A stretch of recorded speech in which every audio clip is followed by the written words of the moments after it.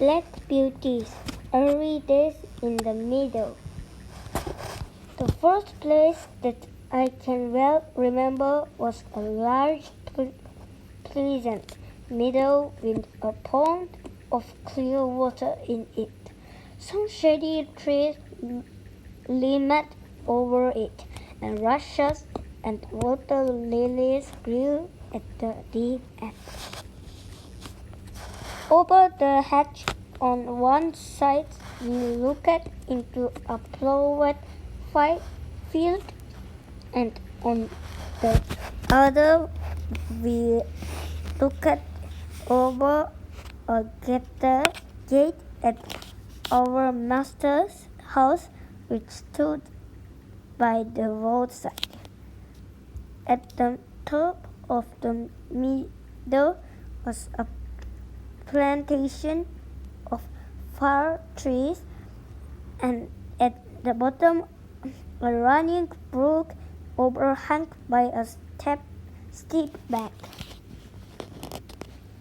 While I was young, I lived upon my mother's milk, as I could not eat grass. In the daytime, I ran by her side, and at night I lay down close by her. When it was hot, we used it to stand by the pond in the shade of the trees. And when it was cold, we had a nice warm shed. As soon as I was old enough to eat grass, my mother used to go out to work in the daytime and come back in the evening. There were 6 young colts in the meadow beside me. They were older than I was.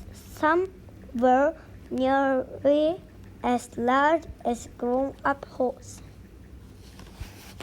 I used to run with them and had great fun. We used to gallop all together round and round the field as hard as we could go. Sometimes we had rather rough play, for they would frequently bite and kick as well as gallop. One day, when there was a good deal of kicking, my mother whined to me to come to her, and then she said, "I wish you to pay attention to what I am going to say to you. You have been well bred and well born.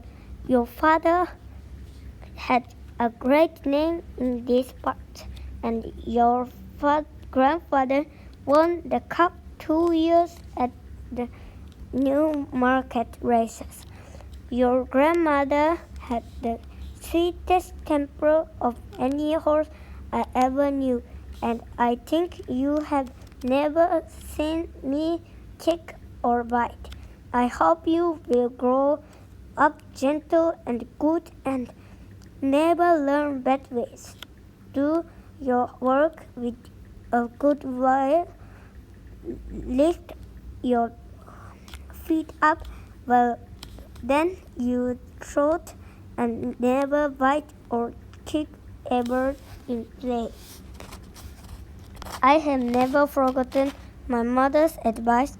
I knew she was a wise old horse, and our master thought a great deal of her.